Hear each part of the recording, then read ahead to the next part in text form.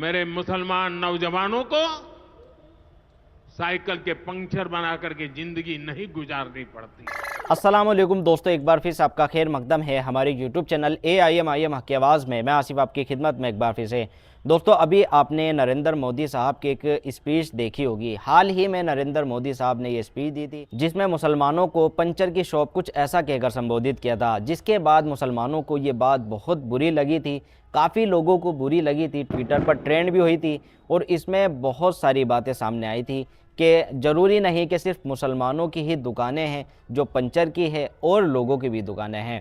तो हाल ही में जब ये स्पीच दी गई थी तो इसके बाद अब ये बिहार के इलेक्शन में असदुद्दीन ओवैसी साहब जब अपना प्रचार करने गए हुए हैं तो वहाँ पर ओवैसी साहब इसके ऊपर बोलते नज़र आ रहे हैं। ओवैसी साहब की स्पीच आपको ज़रूर सुननी चाहिए, जिसमें नरेंद्र मोदी साहब को उन्होंने आईना दिखाया है और बताया है कि मुसलमान क्या है। पंचर की दुकान का बिल्कुल एक अच्छा जवाब नरेंद्र मोदी साहब को दिया। वीडियो देखें। और भाजपा के लोग अपना एक पैम्फलेट निकाले हैं, एक 4 पेज का और एक 15 पेज का है। मैंने उसको पढ़ा, उसमें लिखते हैं कि मुसलमानों में 30% लोग गरीब हैं। और भारत के प्रधानमंत्री अपने भाषण में कहते हैं कि अब्दुल कब तक पंचर बनाएगा। सुनो प्रधानमंत्री, 11 साल से आप प्रधानमंत्री हैं, कितने मॉब लिंचिंग के वाकयात हुए, कितने अखलाक और कितने पीलू खान को मारा गया, कितने दंगे हुए। एक बिहार का गरीब आदमी पूना को जाकर एक पंचर की दुकान लगाता है। तो इंडिया पाकिस्तान का क्रिकेट मैच हुआ, किसी ने इल्जाम लगा दिया उस बिहार के निवासी के ऊपर जो महाराष्ट्र बिहार छोड़कर महाराष्ट्र गया कि इसके बेटे ने जिंदाबाद का नारा पड़ोसी मुल्क के ऊपर लगाया। 24 घंटे के अंदर उसके छोटे से उस पंचर की दुकान को बुलडोजर से तोड़ दिया गया। किसने देखा उसको नारा लगाते हैं? और भारत के प्रधानमंत्री कहते हैं कि अब्दुल कब तक पंचर बनाएगा। भारत के प्रधानमंत्री, क्या यह जुल्म नहीं है कि एक बिहार का आदमी गरीब यहां से गुर्बत से बचने के लिए पूना गया, तो आपकी भाजपा की सरकार महाराष्ट्र में झूठा इल्जाम लगाकर उसकी दुकान को तोड़ दिया। वो सुप्रीम कोर्ट में अपना केस डाला है। सुप्रीम कोर्ट ने कहा कि किसी के घर को नहीं तोड़ा जा सकता, 15 दिन का टाइम देना चाहिए उन लोगों को। मगर अब्दुल की पंचर की दुकान को बीजेपी की सरकार ने तोड़ दिया। और प्रधानमंत्री बोलते हैं अब्दुल कब तक पंचर बनाएगा। प्रधानमंत्री, अगर आप ये चाहते हैं कि भारत की सबसे बड़ी अक़लियत को इंसाफ मिले, तो आप अपने दिल में उनके ताल्लुक से हमदर्दी पैदा करो, मोहब्बत पैदा करो, नफरत को खत्म करो। देखो ये देश विकसित भारत बन जाएगा। आप 18 करोड़ मुसलमानों के ताल्लुक से अगर नफरत करेंगे, उन पर शक करेंगे, तो फिर देश विकसित भारत कैसे बनेगा। और फिर हम प्रधानमंत्री को पैगाम देना चाहते हैं कि आपने जो कानून बनाया, नरेंद्र मोदी की सरकार ने, नीतीश कुमार ने, चिराग पासवान ने, मांझी साहब ने, कुशवाहा साहब ने यह कानून बनाकर सिर्फ एक आदमी को फायदा हुआ, बहुत ज्यादा उसको फायदा हुआ। क्या फायदा हुआ? वो देश का सबसे दौलतमंद आदमी है जिसने एक मुस्लिम वक्फ की जायदाद के ऊपर जो यतीम खाना है, यतीम खाने को उसने गैर कानूनी तौर से खरीद लिया और उसके ऊपर उसने गरीब लोग बोलते, मीडिया बोलते कि 1000 करोड़ का अपना घर बनाया। तो सुनो प्रधानमंत्री, अब्दुल सुबह अपने घर से जरूर निकलता है, मगर अब्दुल जब अपने घर से निकलता है वो अल्लाह की जात पर तवक्कल करता है। अब्दुल अपना घर प्रधानमंत्री किसी यतीम खाने पर नहीं बनाया है, अब्दुल अपना 20 फीट का घर अपनी जाती जमीन पर बनाया है। यह अब्दुल में और उसमें फर्क है। प्रधानमंत्री, आपको अब्दुल से मोहब्बत नहीं, आपको मुकेश से मोहब्बत है, इसीलिए आप यह कानून उसके लिए बनाए हैं। अगर अब्दुल के लिए आपको मोहब्बत होती तो यह काला कानून आप नहीं बनाते। और अब्दुल बैंक को जाकर लोन नहीं पूछता।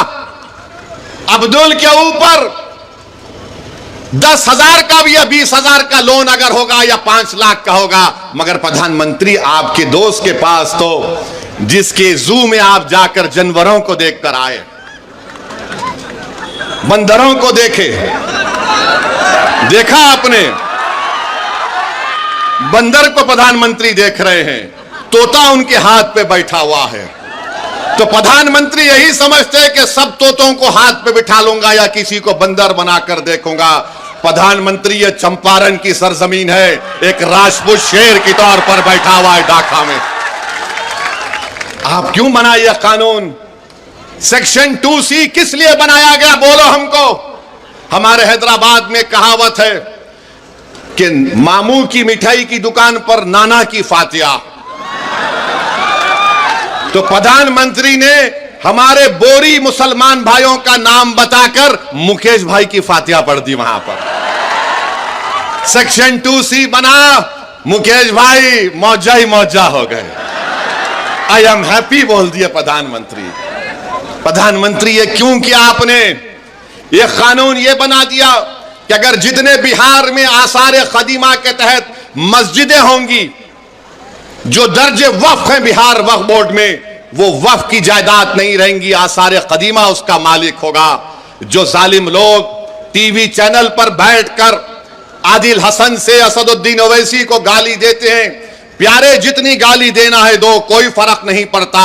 तुम्हारी गाली देने से मेरी इज्जत में फर्क नहीं आता, तुम्हारी गाली देने से मेरी शोहरत में कमी नहीं आती, तुम्हारी गाली देने से मेरी रात की नींद खराब नहीं होती। हां, अगर तुमको फायदा होता है क्योंकि तुम्हारे दिलो दिमाग में एक बीमारी है नफरत की, शायद ओवैसी को गाली देने से वक्तिया तुमको फायदा होता है तो दो, मगर ये तो बताओ इस कानून में किसको फायदा पहुंच रहा है?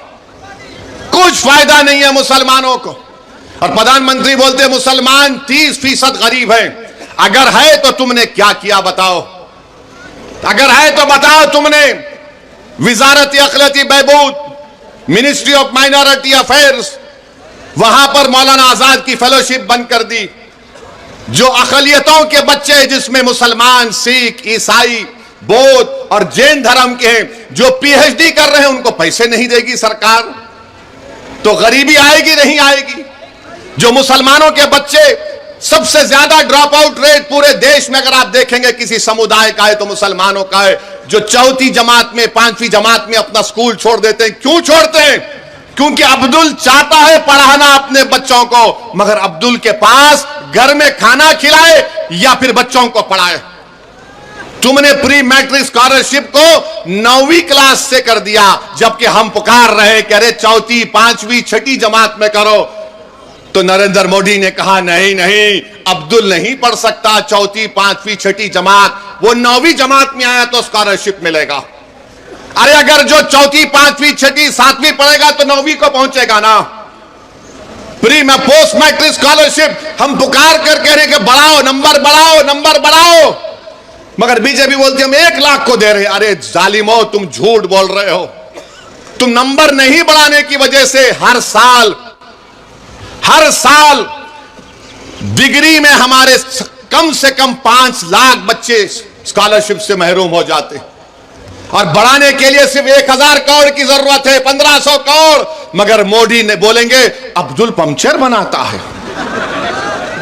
मोदी जी, दलील देकर कह रहा हूं, झूठ नहीं बोल रहा हूं, आप मेरे दलील का जवाब नहीं दे पाओगे। अरे अब्दुल अगर गरीब है तो हुकूमतों ने हमको गरीब बना दिया। अब्दुल अगर पंक्चर की दुकान पर काम कर रहा है तो किसी हद तक अब्दुल के बाप की भी जिम्मेदारी है, क्योंकि अब्दुल के बाप ने समझा ये सामाजिक इंसाफ की बात कर रहे हैं, ये सेकुलरिज्म की बात कर रहे हैं। हमने सबका साथ दिया, कभी सामाजिक न्याय पर दिया, तो कभी यादव मुसलमान इत्तेहाद के नाम पर दिया, तो कभी हिंदू मुस्लिम इत्तेहाद के नाम पर दिया। जिसको हमने वोट दिया वो मोटा हो गया, वो महल में जाकर बैठ गया, और जिसने उनको वोट डाला गरीबी उसका मुकद्दर बन के रह गया। तो अब आपको सोचना है कि आप किस तरीके से फैसला लेंगे। हम आपके सामने ये बोलने आए हैं कि भाजपा भी जिम्मेदार है अगर अब्दुल जिम्मेदार गरीब है तो।